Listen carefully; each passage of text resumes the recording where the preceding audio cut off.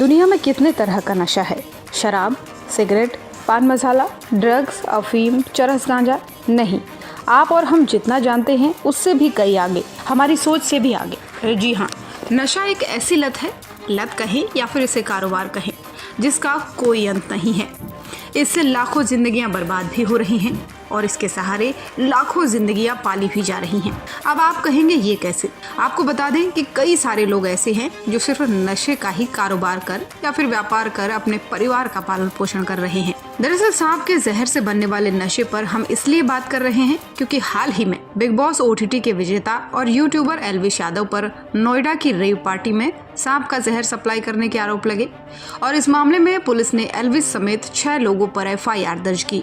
हिरासत में भी इन लोगों को लिया। हमने सोचा आपको थोड़ा सा डिटेल में बता दें कि कैसे सांप के जहर का प्रयोग नशे के तौर पर किया जाता है। अब सवाल ये आता है कि सांप का जहर तो जानलेवा होता है, इससे नशा कैसे बनाया जाता है? तो चलिए जानते हैं डिटेल में। सांप के जहर को ड्रग्स की तरह वो लोग लेते हैं जिन्हें ड्रग्स में भी मजा नहीं आ रहा होता है। जी हाँ, ये ड्रग्स से भी कहीं ज्यादा महंगा और खतरनाक है और सांपों का जहर ड्रग्स के नशे से भी ऊपर हो गया है। ये काफी महंगा है। जिन सांपों के जहर को लोग नशे के लिए इस्तेमाल करते हैं, उन सांपों को पहले एक इंजेक्शन लगाया जाता है ताकि सांप का जहर जानलेवा न रहे। वहीं इंजेक्शन लगाकर उस जहर को हल्का कर दिया जाता है। इंजेक्शन लगने के बाद से जब सांपों का जहर हल्का हो जाता है तो इन सांपों से लोग खुद को कटवाते हैं, जिसे स्नेक बाइट भी कहते हैं। ये जहर 5 से 6 दिन तक इंसान के शरीर में असर रखता है। आप जानकर हैरान होंगे कि कोबरा के 1 ml जहर की कीमत बाजार में 10 से 25 हजार रुपए तक होती है, जो चोरी छुपे बिकता है। वहीं जहरीले सांप जिन्हें देखकर ही जिस्म सिहर जाता है, जिनका कांटा पानी भी नहीं मांगता, उन सांपों के जहर में अब इंसान सुरूर और नशा तलाशने लगा है। सांप का ये जहरीला नशा दिल्ली और मुंबई की पार्टियों में इस कदर फैल चुका है कि इसका धंधा करने वालों की चांदी हो रही है।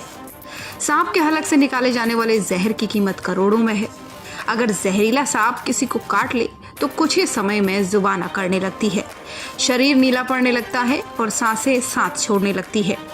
ये अब सांप का विष बड़ी बड़ी पार्टियों में नशे की चीज बन रहा है। ये नशा सबसे महंगा नशा बताया जा रहा है। अब आपको बताते हैं एक बहुत ही रोचक जानकारी, एक ऐसे गांव के बारे में जहां जहरीले सांपों की फार्मिंग होती है। यहाँ लाखों सांप पाले जाते हैं और फिर उनकी सप्लाई होती है और वो गांव है चीन में। चीन में स्नेक फार्मिंग हो रही है। कई गांव हैं जहां सांपों को पैदा किया और पाला पोसा जाता है। इस गांव को कहते हैं स्नेक विलेज। सेजियांग प्रांत के सिजिकियाओ गांव में यही काम होता है। वहां लगभग हर परिवार स्नेक फार्मिंग करता है और यही वजह है कि इसे स्नेक विलेज भी कहा जाने लगा है। लगभग 7 दशक पहले इस गांव ने स्नेक फार्मिंग की जिम्मेदारी ली। एक अनुमान के मुताबिक यहाँ हर साल से 3 से 4 मिलियन सांपों का जन्म होता है। वयस्क होने पर या डिमांड के मुताबिक उनकी चीन या बाहर उससे सप्लाई होती है। इलाज में काम आता रहा है। वहीं ट्रेडिशनल चाइनीज मेडिसिन यानी TCM में सांपों की स्किन से लेकर उनके तेल और जहर का भी उपयोग होता रहा है। अगर आसान तरीके से समझना चाहे तो जैसे आयुर्वेद में हम जड़ी बूटियों से दवाएं बनाते हैं, उसी तरह चीन में सांपों या फिर कई पशुओं से दवाई बनाई जाती रही हैं। यानी सिर्फ नशा ही नहीं बल्कि अन्य कई कामों के लिए भी सांप का उपयोग किया जाता है। इसके लिए 4 तरह के सांपों की ज़्यादा फार्मिंग होती है: krait, pit viper, red snake, rattlesnake. कुछ दशकों में कोबरा भी इस श्रेणी में आ चुका है। इन सब को मिलाकर बी हुआ शी कहा जाता है। ये जहरीले सांपों के मेल से बनी एक मेडिसिन है जिसे बहुत ही सावधानी के साथ इस्तेमाल किया जाता है।